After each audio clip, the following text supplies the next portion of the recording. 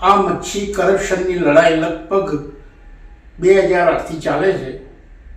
હાલ સુધી એનો નતીજો 25 સુધી બની ગયો, પણ આજ સુધી કોઈ નિચોડ આવ્યો નથી. પહેલી મારી લડાઈ હતી કે ભાઈ ડેમ રાખવા માટે હું ઇજારા એનું તલબ રાખતો હતો કે ભાઈ અમુક ડેમ રાખીએ આપણે.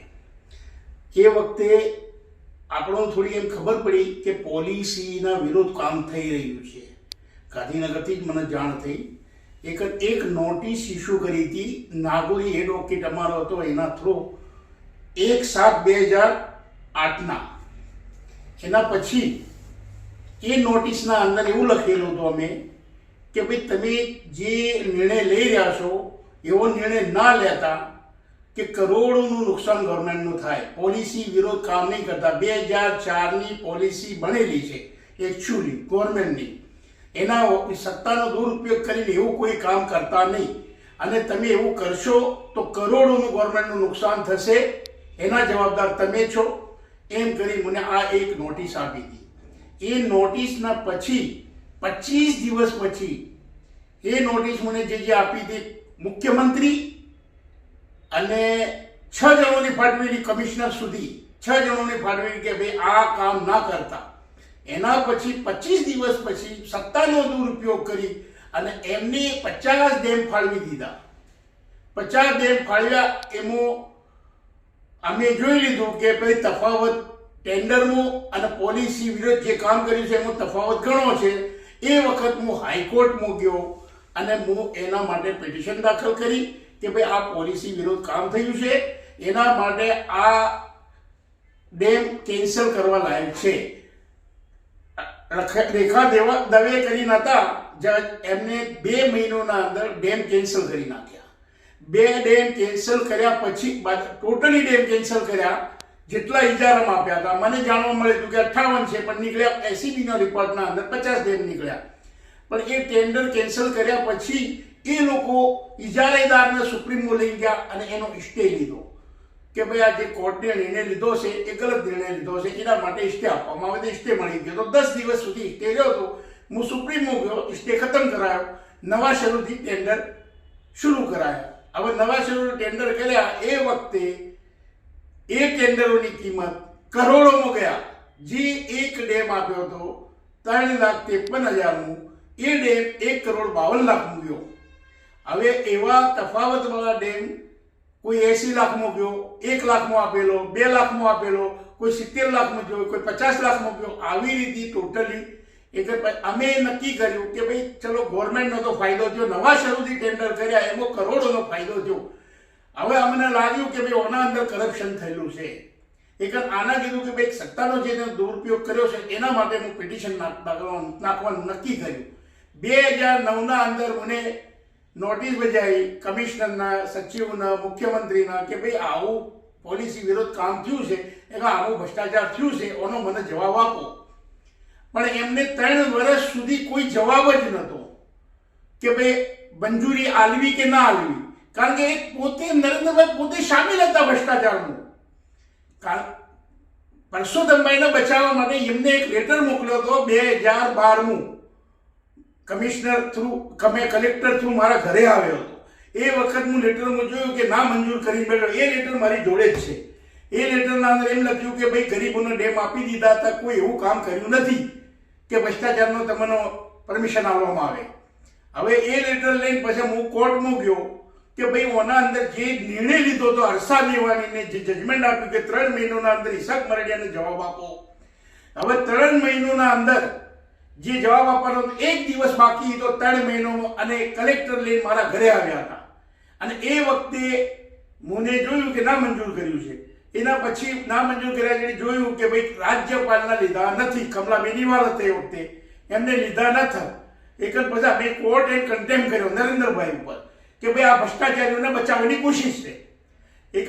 પછી કોર્ટને આદેશ કર્યો કે ભાઈ કન્ટેમ્પ રોકી દો, 1 મહિના સુધી રાજ્યપાલ જે ડિસિઝન લે એના ઉપર કાયમ રહેવાનું.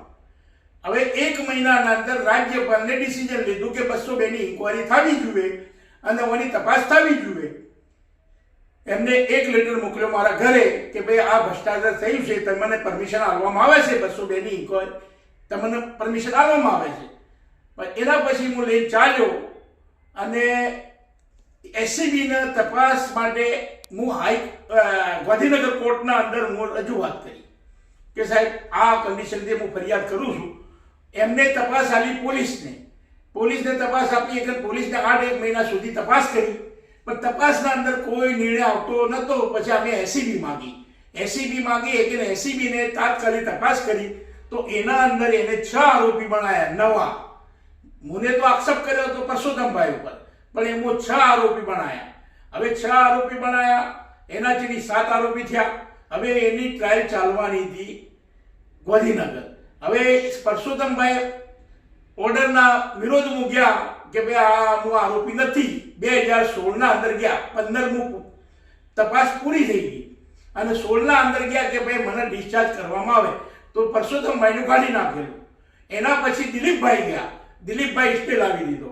એના પછી આમ કામ કરીને પરસોત્તમભાઈ બી થોડા દિવસ પછી સ્ટે લાવી દીધો. હવે કેવી રીતે સ્ટે આવ્યો આપણને ખબર નથી, હાઈકોર્ટનો મસલો હતો. હવે સ્ટે 18 સુધી રહ્યો, બંનેનો સ્ટે, અને નીચે ટ્રાયલ ચાલી નહીં. ટ્રાયલ 2 ચાલી જ નહીં.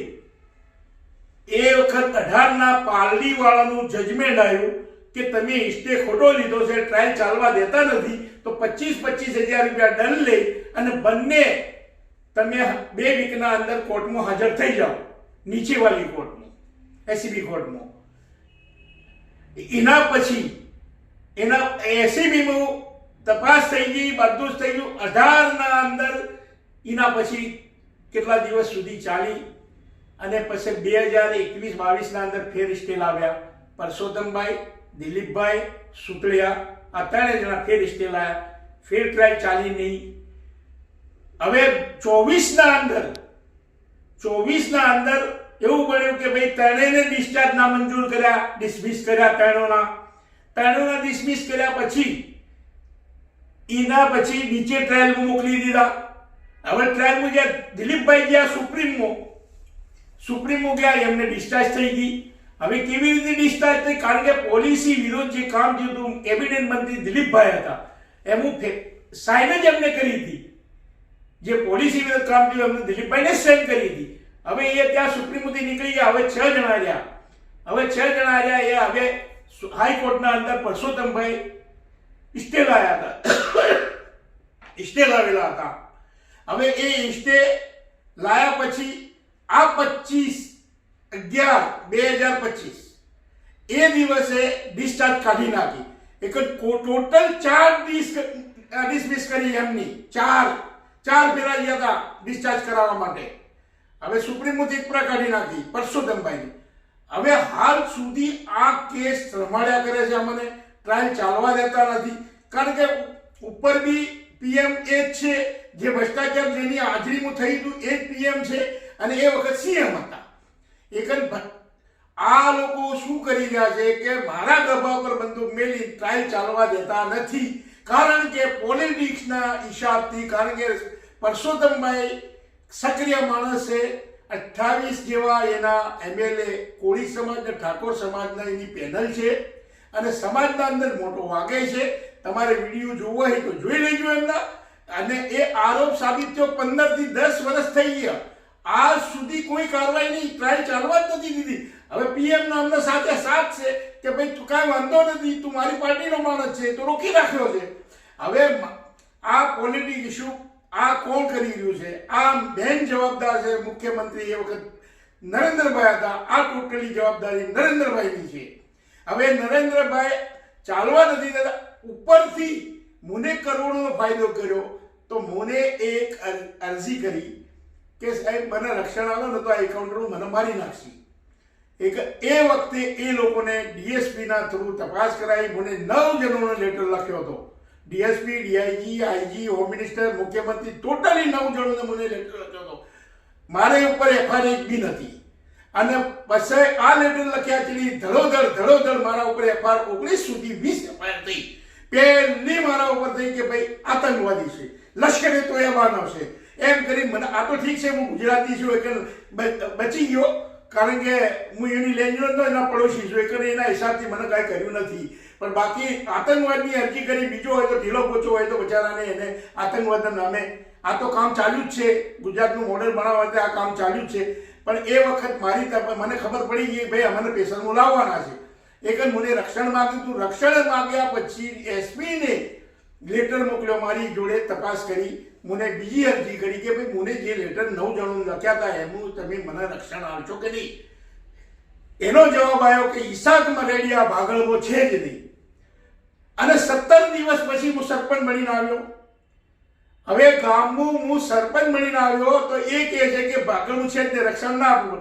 એના પછી જે મારા પાછળ કેસો ચાલુ થયા તો 20 એફઆઈઆર થયા ટોટલ. બળાત્કાર, છેડતી, ચોરી, લૂંટ, કોઈ કલમ છોડી નથી. એ તો હું સક્રિય હતો કે ભાઈ સુપ્રીમના હાઈકોર્ટ અલાવ એવો હતો, એના હિસાબથી બધા કેસ મારા જૂઠા હતા, ખતમ થઈ ગયા. એક આ જે કેસ ચાલી રહ્યો છે એ પોલિટિક ઇસ્યુ પર હેડી રહ્યો છે. કારણ કે પરસોત્તમભાઈને બચાવવા મુખ્યમંત્રી એ વખત હતા, હાલ પીએમ છે, તો એમના એમએલએને બધીને બચાવવા માટે, ભ્રષ્ટાચારના કરપ્શનમાંથી બચાવવા માટે આજ સુધી ટ્રાયલ ચાલવા દીધી નથી.